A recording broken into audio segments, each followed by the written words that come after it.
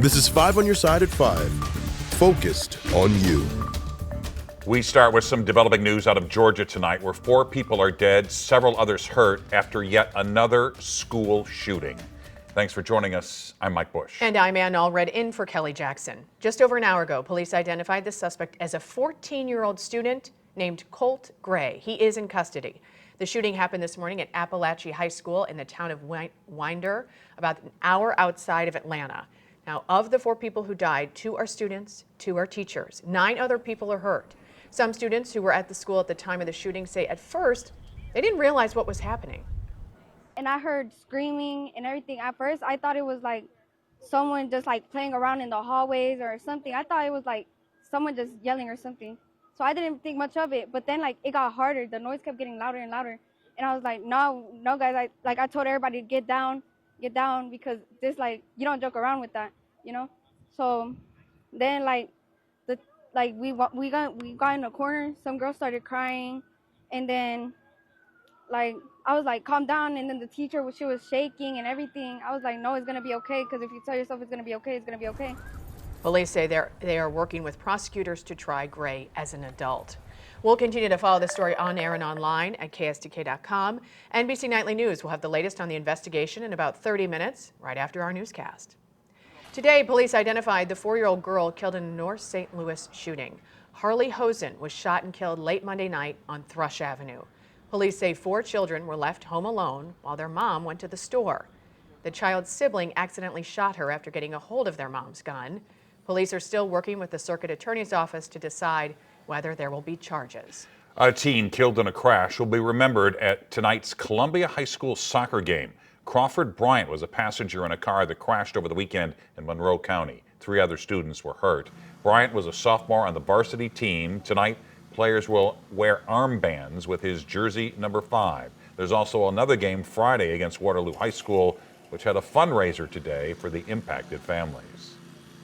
Friday, we do play Columbia in our traditional Route 3 rivalry football game. Our students are going to be wearing orange and blue instead of the traditional orange and black to show that community support that Waterloo and Columbia, we're here together to support each other through a very difficult time. Bryant's funeral is tomorrow morning at 10 at Order Park in Columbia. School is canceled so people can attend.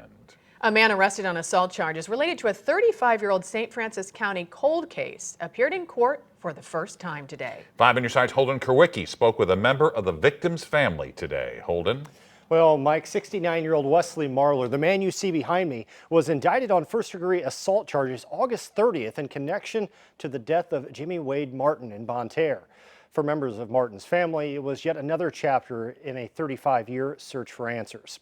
October 14th of 1989, Martin was found bludgeoned to death on a sidewalk after a fight outside of a Bonne Terre bar. One man confessed to hitting Martin with a landscape timber, but later recanted his testimony just days before standing trial for second-degree murder, and the case was dismissed. Since that time, Martin's daughters have worked alongside their cousin, Chris Halsey, on the Small Town Forgotten podcast, which started in 2020 as a way to keep the case from going cold. The evidence the podcast team gathered helped investigators indict Marler for what they believe to be his role in the crime. We knew that when so many people would talk in private, but they didn't want to be heard, for fear of retaliation or whatever it was, we said we just have to get the word out there. So as we would put out podcast episodes, more people would step forward. Marler is currently in custody at the St. Francis County Jail. Bond in this case has been set at $500,000. I'll have more on this decades-old case coming up at 6 o'clock. Ann? Today is the deadline for attorneys to submit all their filings in the Marcellus Williams case. Williams is on death row for killing former Post-Dispatch reporter Felicia Gale. Last month, there was an evidence hearing. Experts say his DNA was not on the murder weapon, and the evidence was mishandled. Williams' execution is scheduled for September 24th. A judge will decide whether the execution will move forward by September 13th. But the case could still be in limbo after that if there are any appeals. The first recount results are in, and St. Louis City Sheriff Vernon Betts came up short. Betts challenged the results of a close loss to primary challenger Alfred Montgomery. Today, the St. Louis Board of Elections finished a 2-day process of rescanning all the ballots. The recount shows Betts lost by at least 221 votes. So far, the Bet's campaign has not indicated if it might pursue a hand count of all the ballots. It looks like this is another victory. I will be the next sheriff of the city of St. Louis.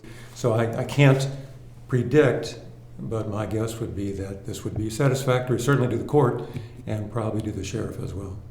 The rare recount had one temporary glitch as election officials ran ballots through a scanner. About 80 of the pages developed what looked like a smudge or a black line through some of the open or unmarked ovals.